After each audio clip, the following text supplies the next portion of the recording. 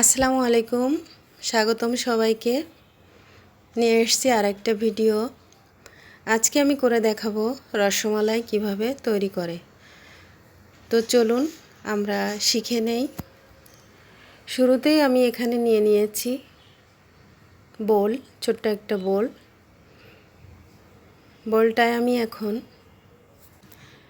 এখানে আমি full cream গুঁড়া দুধ নিয়েছি 1 কাপের মতো। বড় সাইজের 1 কাপ গুঁড়া দুধ নিয়ে নিলাম। এখন আমি গুঁড়া দুধটার সঙ্গে আরও দিয়ে দিব বেকিং পাউডার, হাফ টেবিল চামচের একটু বেশি। গুঁড়া দুধ এবং বেকিং পাউডার আমি ভালো করে মেখে নিব। ভালো করে মিশিয়ে নিলাম এটাকে। এখন আমি এখানে দিয়ে দিব 1 টেবিল চামচের মতো ঘি। ঘিটা দিলে ফ্লেভার ভালো আসবে।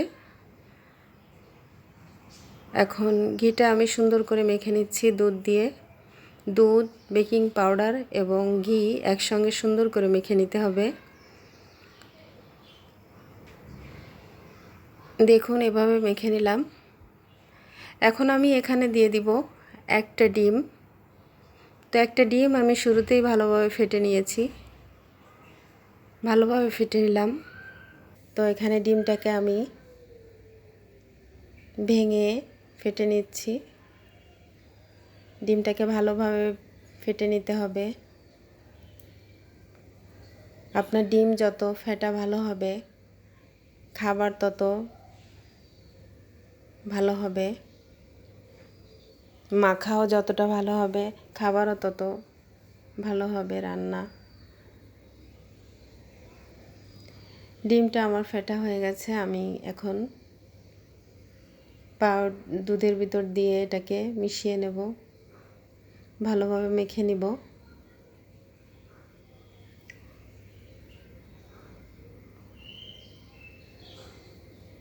সুন্দর করে আমি এটাকে মেখে নিচ্ছি।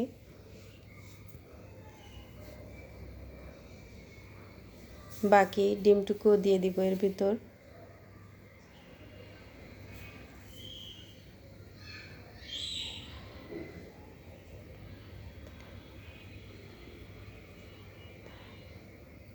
একটু নরম হয়ে গেলেও সমস্যা নাই, কারণ এটা 2-3 মিনিটের ভিতরেই সেট হয়ে যায়। তো আমাদের ডো তৈরিটা হয়ে গেছে, একটু মেখে নিব। তো এখন আমি এখান থেকে ডো নিব এবং গোল গোল বলের মতো তৈরি করব। এখন হাতটা ধুয়ে সামান্য একটু ঘি মেখে নিব হাতে, এবং এখান থেকে যে ডো তৈরি করে রাখছি এটা নিব এবং বলগুলো তৈরি করব। এক এক আমি তৈরি করে নিব এখানে। আপনারা ঠিক এভাবে তৈরি করে ফেলবেন। তো এটা ভালো করেই গোল করতে হবে যেন ফেটে না যায়। তো আমার তৈরি হয়ে গেছে বলগুলো। এখন আমি চুলায় প্যান বসিয়ে দিয়েছি। এখানে আমি 1 লিটার দুধ নিয়েছি, তরল দুধ।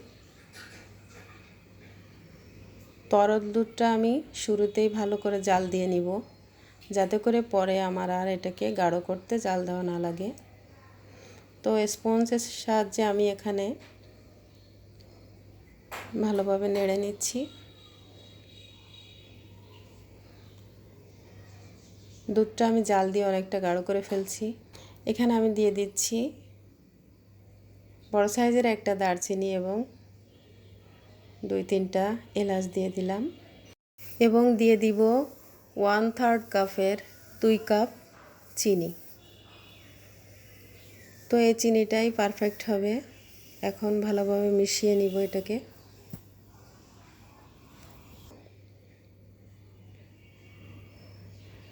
এবার আমার তৈরি করা বলগুলো আস্তে আস্তে আমি দুধে ছেড়ে দিব। এখন আমি এটাকে 5-6 মিনিটের মতো জাল দিব। দেখুন বলগুলো কত সুন্দর ফুলে আসছে। এখানে আমি এটাকে ঢেকে দিব। মাঝে মধ্যে একটু উতলায় যেতে পারে, এজন্য আমি এটা উঠায় দেখব। আবার ঢেকে দিব 5 মিনিটের জন্য। 5 মিনিট পর আমি এটাকে দেখব। তো দেখুন আমার রসমালাই প্রস্তুত হয়ে গেছে। এখন পরিবেশনের পালা। তো এটাকে আমি চুলা থেকে নামিয়ে ঠান্ডা করে নিব। এরপর 1 ঘন্টার জন্য ফ্রিজে রেখে দিব। 1 ঘন্টা পর আমি এটাকে বের করে পরিবেশন করব। তো দেখুন কি অসাধারণ একটা রসমালাই হয়েছে। আপনারাও এভাবে বাসায় রান্না করে খাবেন। আমার ভিডিও ভালো লাগলে লাইক, কমেন্ট এবং সাবস্ক্রাইব করে সঙ্গে থাকবেন। আল্লাহ হাফেজ।